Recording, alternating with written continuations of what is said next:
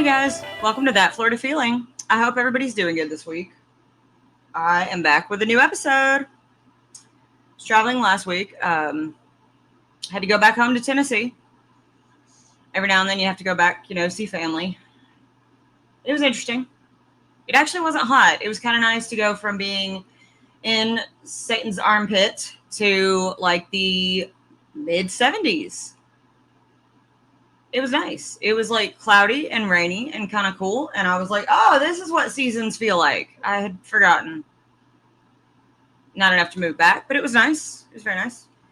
Hope everybody's had a good few weeks then. Thanks for coming back for another episode. I do want to give a couple shout outs. First of all, if you are not checking out Unfiltered Studios, you should. There are some amazing people with awesome podcast.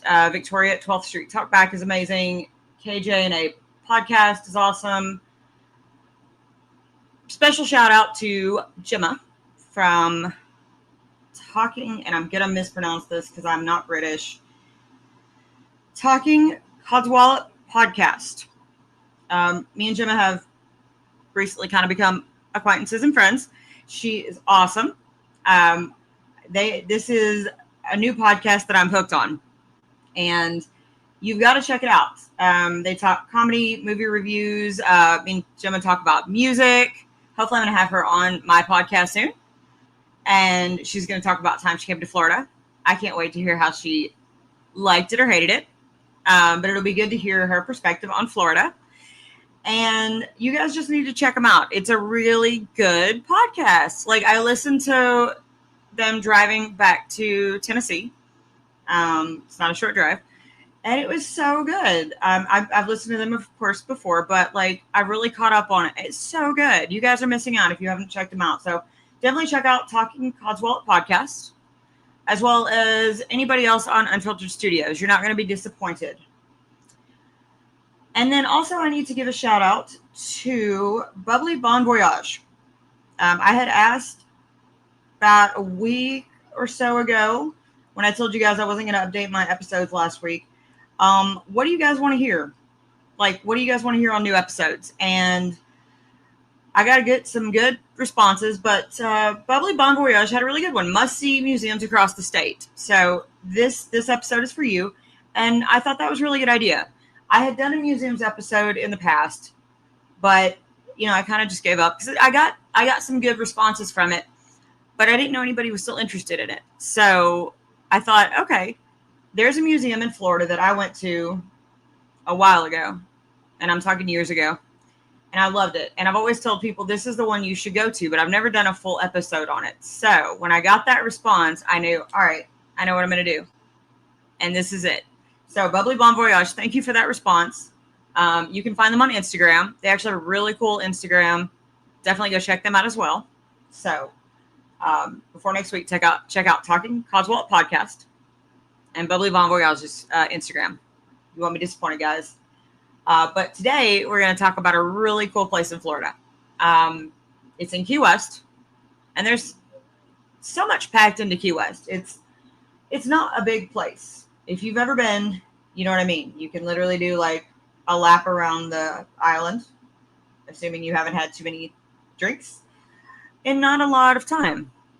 You're dodging the roosters and the iguanas and the other tourists and Florida man, but you can get around the island pretty fast. It's not a big place, but there's so many hidden gems on that island.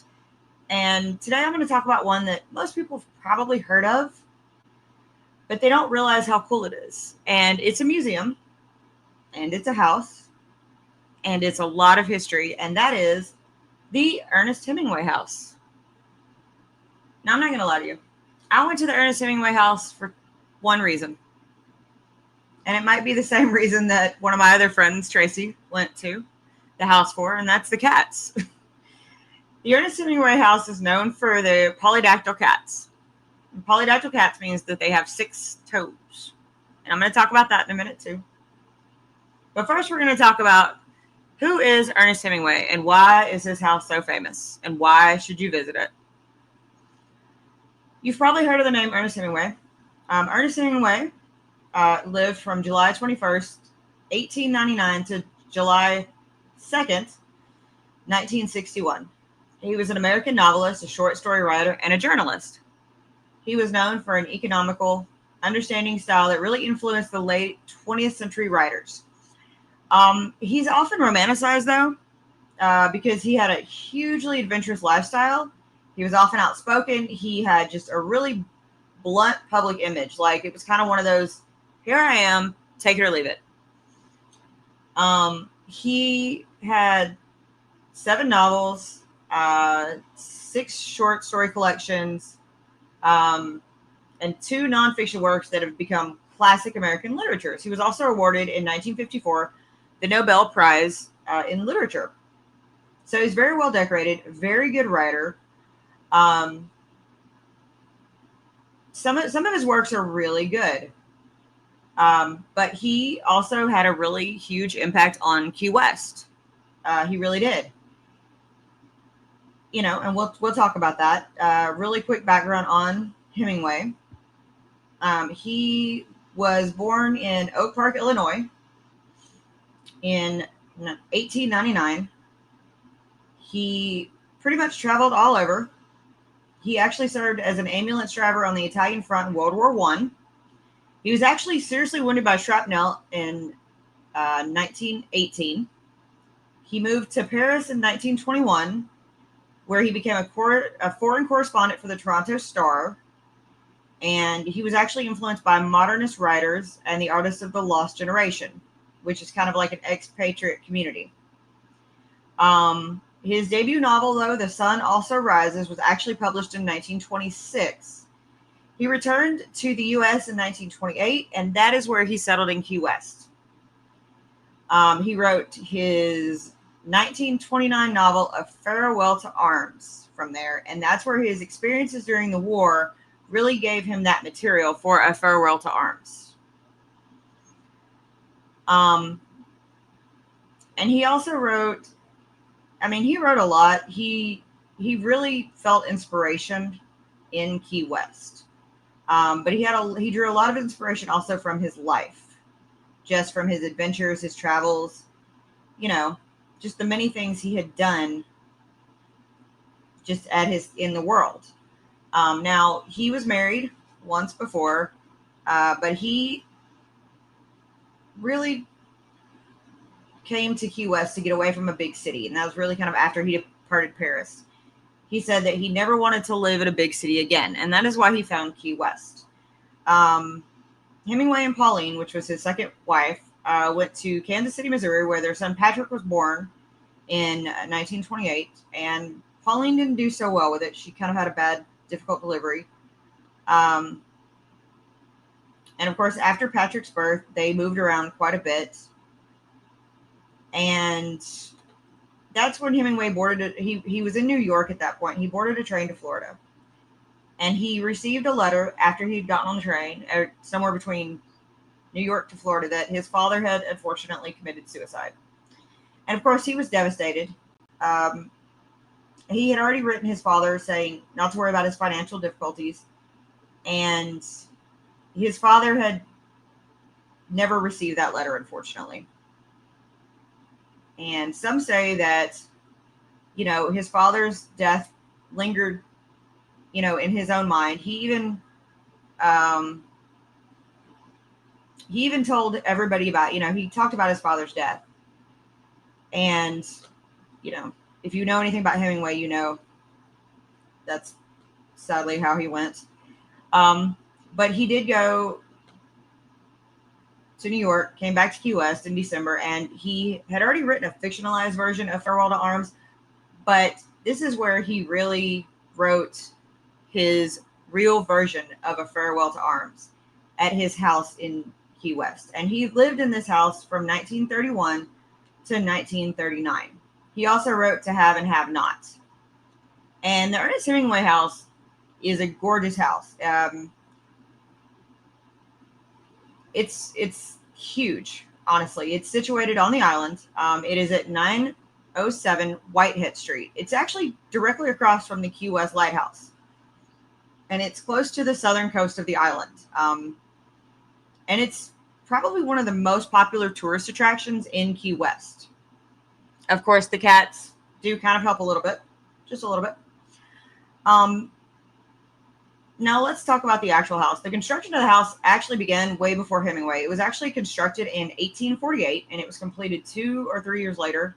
Math is hard. 3 years later, in 1851, by Asa Tift. Asa Tift was a marine architecture and salvager. He was a salvage wrecker, actually kind of famous on his own. You can actually see some of his stuff that he salvaged in the Key West Shipwreck Museum, which is another really cool museum in Key West. And the house is kind of done in a French colonial estate style. So the way it's laid out, the way it's built, it's gorgeous. If you like architecture, you want to go see our house just genuinely for architecture alone. But of course, most people go for Hemingway and the cats. But for architecture, it's absolutely gorgeous. And of course, it does sit across the street from the Key West Lighthouse. The house strangely has an elevation of 16 feet above sea level. So it's actually the second highest site on the island. In addition to the elevation, the house is 18 inches thick of limestone. So when a hurricane or a tropical storm actually hits the house, it's actually really well insulated and protected. The walls are 18 inches thick. And I'm sure this was done for a reason. Now, Hemingway actually moved to Key West in 1928 with his wife, Pauline, and they spent the next 3 years renting that house. Or not renting that house, renting a house in the area. They rented houses. They moved around a little bit from 1928 to 1931. And the last one they rented was also on Whitehead Street. It was 1301 Whitehead Street, which is a 2-story home. But when Pauline actually fell in love with the estate first. She had seen 907 Whitehead Street during a house scouting tour, and she labeled it as a damned haunted house, but it grew on her somehow. And of course, at the time she saw it, the house was in foreclosure, and it was actually in a lot of disrepair. Somehow she found it charming. However, after recognizing its potential, she convinced her wealthy Uncle Gus to purchase it at only $8,000. And she wanted it as a wedding present for her and Ernest.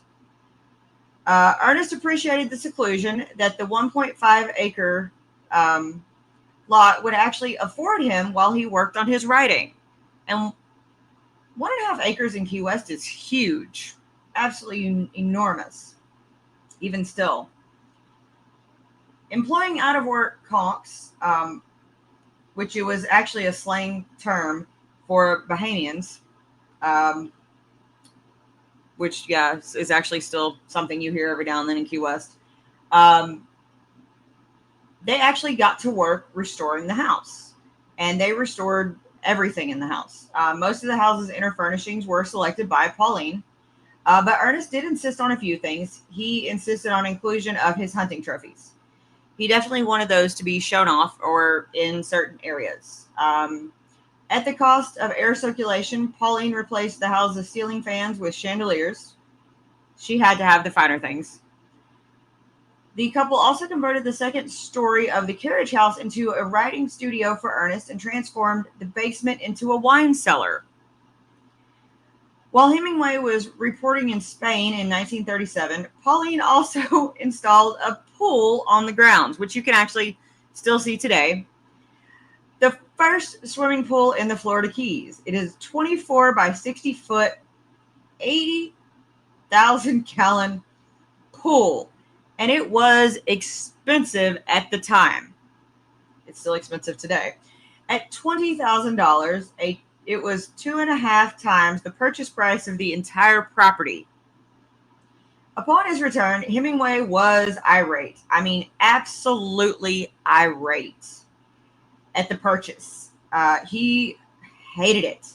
And with absolutely melodramatic flourish and fashion, he threw a penny from his pocket into the ground, declaring, "You might as well take my last cent." Despite the fact that Pauline had paid for it herself, she kept the penny and later had it embedded into the concrete, which you can also still see to this day. And despite his initial rage, the pool actually grew on Hemingway, and he later had a 6-foot brick wall erected around the property so that he could swim nude.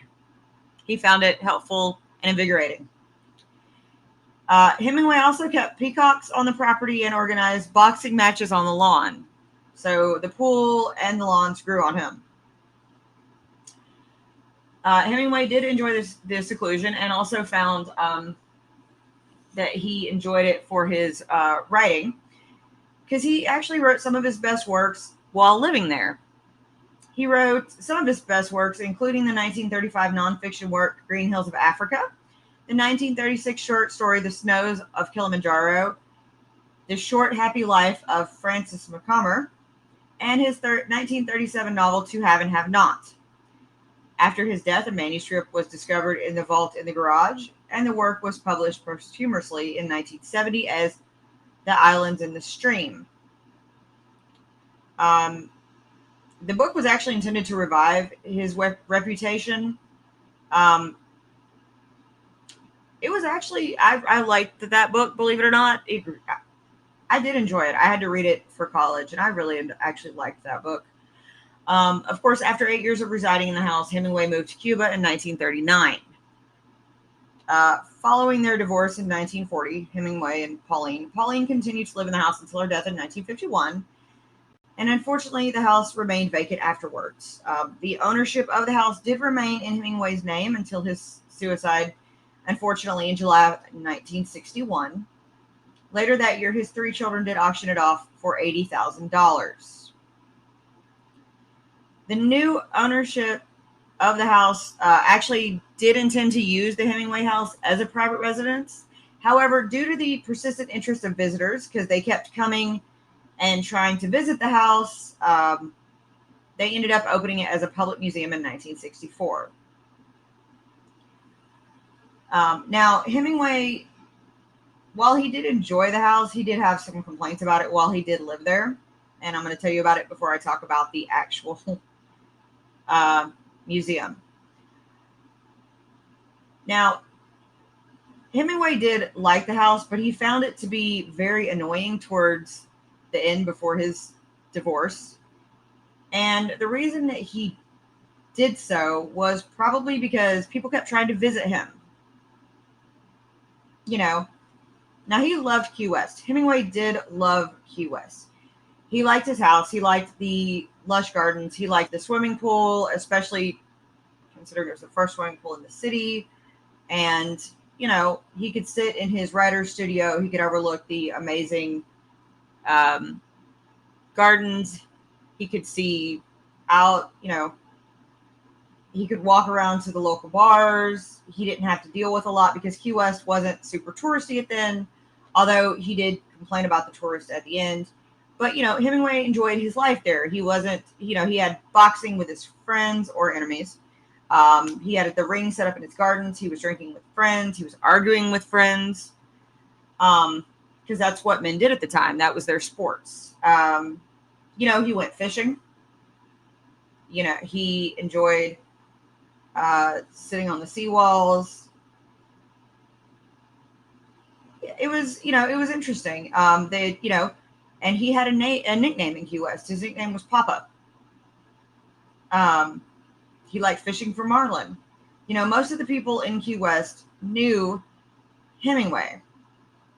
And it's very interesting. A lot of Key West still pays tribute to Hemingway. And it was it's really cool to go down there and to see this museum and this house and see, just how much they enjoyed it. And there's a really cool story about it that you can actually read on Visit Florida, and I'll read it to you. It says, one time a beginning writer went fishing for marlin with Papa, Hemingway's nickname, and asked for advice. And Papa told him, watch what happens today. If we get a fish, see exactly what it is that everyone does. If you get a kick out of it while he is jumping, remember back until you see exactly that the action, what that gave you the emotion. Whether it was the rising of the line from the water and the way it tightens like a fiddle string until it drops from it, or the way he smashed and through the water when he jumped. Remember what the noises were and what was said. Write it down, making it clear so that the writer will see it too and have the same feeling you had. And Hemingway could do that. And that's what's cool. Now, sometimes Hemingway is hard to read out loud, like you just heard me fumble a little bit, because Hemingway puts so much emotion and so much description into his writing. But to be a new writer or a beginning writer and to go with Hemingway and to have him explain that to you, that is amazing. That is so cool. And Hemingway would do that with the new writers or the people that he met in Key West. And so it would have been so cool to be in Key West with the time of Hemingway. And of course, you know, by 1939, Hemingway had said that he had had enough of Key West. He felt that it was becoming too touristy. God forbid he see it now. You know, and he said that the tourists bothered him. They'd knock on his door. They'd distract him from his writing. Although, in all honesty, he was getting ready to divorce Pauline, unfortunately. And he had a new girlfriend already. He was probably running off with his new girlfriend. He was getting ready to go to Cuba. You know, and you know, it's sad to see that he left a place he once loved to move on. You know, and in all honesty, knowing Hemingway's background, was it demons that were chasing him like sharks? Maybe. Maybe not. But, you know, it is sad that, you know, eventually he did pass the way of his father. But he is kept alive in Key West by this amazing museum. And it's amazing that the new owners of the house realized that the people who kept coming around wanted to see the house, you know, and they created this house as a public museum in 1964. And in 1964, when it opened, the Hemingway's family had actually taken much of the furnishings. The owners still possessed a lot of the bigger furniture and actually a lot of Hemingway's possessions. Thankfully, they weren't one of those people that just threw everything away. They had actually kept them. You know, and even as a result, not all the furniture being original, the authenticity of the museum has had some criticism, but people are going to criticize everything.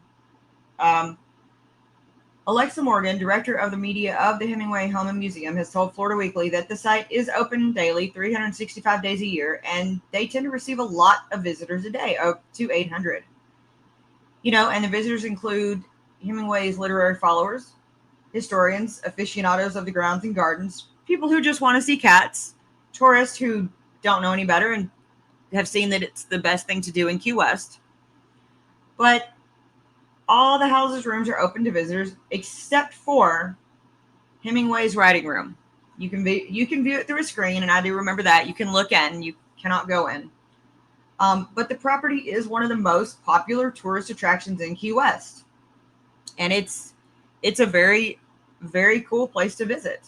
In 2024, on the 125th anniversary of his birth, Hemingway's home was named in a poll of the most popular celebrity landmarks in Florida and the 14th most popular nationwide.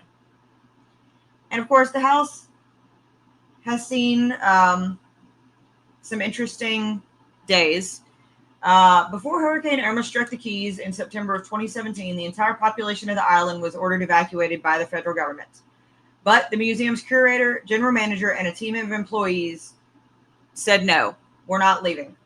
We're not evacuating because of the cats. And I love that. I remember hearing about the story as we were preparing ourselves to evacuate due to Irma. Hemingway's granddaughter also urged them to evacuate, saying it's just a house. But instead, the employees dedicated to the house and the legacy chose to stay with the cats and the house. Everybody survived intact. I'm sure those 18-inch thick walls had something to do with it. Unfortunately, the house did struggle during the COVID-19 pandemic, the decline in tourism. The museum did have to lay off half their staff, but the museum survives even to this day. Again, it was threatened by Hurricane Ian in late September of 2022. Prior to the storm Hemingway's granddaughter, actress Muriel Hemingway, told the Daily Mail that she feared her grandfather's estate might again be destroyed by this hurricane. And if any of his houses were destroyed, the pain and sorrow would be palatable. It would be upsetting if any of his houses were affected, she said, referring to his properties in either Havana, Cuba, or Ketchum, Idaho. The museum, again, was only closed for one day and again survived. Director Alexa Morgan said that the home received minor damage, but all 59 cats, again, remained safe. The cats were in a secure area of the estate, and again, a few staff members remained vigilant on the property to feed them and take care of them. I will say that the house and its staff are very much a well thought of, well looked after place. It is an amazing place to go, and you can tell that the people who work there truly do care. And I got that even from when I went. And of course, you can visit it today, and I encourage everybody to go. They have done an amazing job to keep this house just absolutely upkept, gorgeous. The grounds are always immaculate. It's amazing. And, they are open every day. And you can go by yourself. You don't have to take a guided tour. It is open 9 to 5. You have to buy tickets at the main gate. They don't require reservations. You can take a guided tour, which is what I did, and I recommend, because I heard some really cool facts, and I got to see all the rooms in detail. It's about a 20 to 30-minute guided tour. It's $20 for general admission if you're above 12. It's $7 for kids. 5 and under are free. Now, you can book a really cool experience. They have what's called the Hemingway, the writing experience. They also have a wedding venue. But they have what's called the Hemingway Home Evening Writing Experience. And that's where you and one guest will start with a guided tour, and then you will have full access to the home, gardens, and actually the writing studio. Writers will have the opportunity to be inspired and create their next masterpiece in the same space where Hemingway wrote so many. It's available Monday through Thursdays. You get it for 3 hours, and it is $1,500 if you are so inspired. I think that's an insanely cool experience. However, I cannot afford it. The Hemingway also allows people to have gardens there, have weddings there, in the gardens or in the house, or at different parts of the house, mainly in the gardens. It is a beautiful space. If I had lived in Key West, that's exactly where I would have wanted to get married. Not even gonna lie to you guys. They also have translated tours in different languages, so they make it, available for everyone. I think it's really cool. You can also order some of their stuff online. They have prints that you can buy online. They have tour, bags, shirts, magnets, really anything to keep the stuff running. And I think that's great. If I lived in Key West, I would probably want to work there. Not gonna lie to you guys. I think it's just such an amazing place, and everybody that works there always had, just seems so involved. But now, let's talk about the cats. We must talk about the cats. The Ernest Hemingway home is home to about 60 cats, and they're all polydactyl, and that means that they have 6 toes. Now, how did this place become home to almost 60 six-toed cats? Because normally, like my cats, they have 5 in the front and 4 in the back.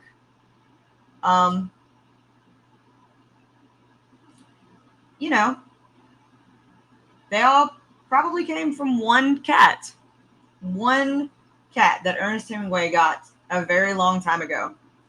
Ernest Hemingway was given a white 6-toed cat by a ship's captain. And possibly some of the cats on these grounds and some that roam Key West are descendant from this little white cat that was originally named Snow White. And I think it's adorable. I think it's so cool. And of course, I had to go to the museum for these cats. And you can see these cats roaming all over Key West, but you can especially see them through the museum. And what's cool about the trait for the polydactyl is that they're not to a particular breed. And you will see every kind of cat in this museum, or even on these grounds, or all over Key West. You will see calicos, tabbies, tortoiseshells, blacks, whites, tuxedos, some that have short hair, long hair, some that look like Bengals, some that look like Maine Coons, shapes, sizes, colors, some that want to be pets, some that want you to pet them with their eyes, some that will try to bite you, some that will try to climb you. I had one climb up to my shoulder, and you're not really, like, you can touch the cats, but you're not supposed to hold the cats. And I'm looking at the lady like, this cat's on my shoulder. I've been chosen. You can't take the cats with you. They're not up for adoption. But Hemingway loved cats. And Hemingway named all of his cats after famous people, and they still follow that tradition today. And the cats are capable of learning and responding to their names, particularly if they have an affection and a relationship with the certain person that calls for them. And they do actually care for all these cats. They have a routine procedure to care for them. They give them ear mite treatments. They give them treatment for fleas. They have deworming. They have an actual veterinarian on site to care for all these cats. By the way, if you hear a crash right now, my little orange one brain cell cat is about to try and jump on a really high box. So I apologize if you hear this in a second. They also give them annual vaccinations and perform routine health on all of these animals. They also get donations. Yep, there goes the cat. Sorry, guys. Speaking of cats, as I'm talking about these, they also have a company that has recently provided them with Revolution for all their cats, which is awesome. They're also working on a cat app, which is so cool, so that you can keep in touch and really keep up to date with each cat on the grounds. I think it's so cool that, kind of all of Key West has come forward. The estate also has a live webcam. Or they're working on the webcams. Sorry. Right now it's unavailable. But they're working on getting them up so that you can also watch the cats. They also have a Instagram for the cats. So if you're interested in seeing the cats all the time, please go check them out. That is something I'm obviously interested in, as I'm still talking about them. It was also believed, though, that the cats, seafaring legends hold that six-toed cats were supposed to bring good fortune. Maybe that's why Hemingway was fine with having all of them. But that's just to add another level to the Hemingway House. And it was often said that you could see Hemingway sitting at his typewriter, typing away with all these cats roaming around. And I think it's really cool. I just think it's a really, really cool thing that, that just adds another level to it. You're going to see where this amazing writer who wrote so many beautiful stories wrote. And then, of course, now you're adding to all these cats. And, of course, like I said, Key West does keep Hemingway's memory alive beyond his house. There is actually a Hemingway lookalike contest. Their 45th annual will be next year from July 22nd to 26th. It's held every year. And when they do it, they have like a lookalike contest, a running of the bulls. They celebrate Hemingway's legacy and then community and camaraderie, where many of the Hemingway fans come to Key West through these days and, they have fun. They also have a marlin tournament, as that was one of Hemingway's favorite things to fish. And then there's street fairs. And so it's really cool that Key West has really attempted to keep this alive, as well as preserve the house to keep Hemingway's history alive. The Hemingway Days really just ended. It was July 23rd through the 25th of this year. So we just missed it by a few weeks. And it really goes through the entire islands. You know, they had a lookalike contest at Sloppy Joe's bar, which is actually not far from his house. And honestly, Hemingway used to hang out at Sloppy Joe's bar. And of course, they have the museum exhibits. They do the 5K runs. You can go to his house, which is a museum, and again, see the cats. But I was so glad when Bubbly Bon Voyage suggested to talk about museums, because this is one of my favorite museums in Florida. It is probably my favorite. Actually, it is probably my favorite museum in Florida, is the Ernest Hemingway House. Not just because of the cats, but because it preserves such a great history. And it talks about someone who loved Florida, who understands that tourists can be very annoying, who loved cats, and who, you know, showed that everybody deals with struggles in life. And who honestly probably ran into plenty of Florida men like the rest of us do that live here. You know. Although, hopefully he didn't run into this Florida man. This Florida man had some problems.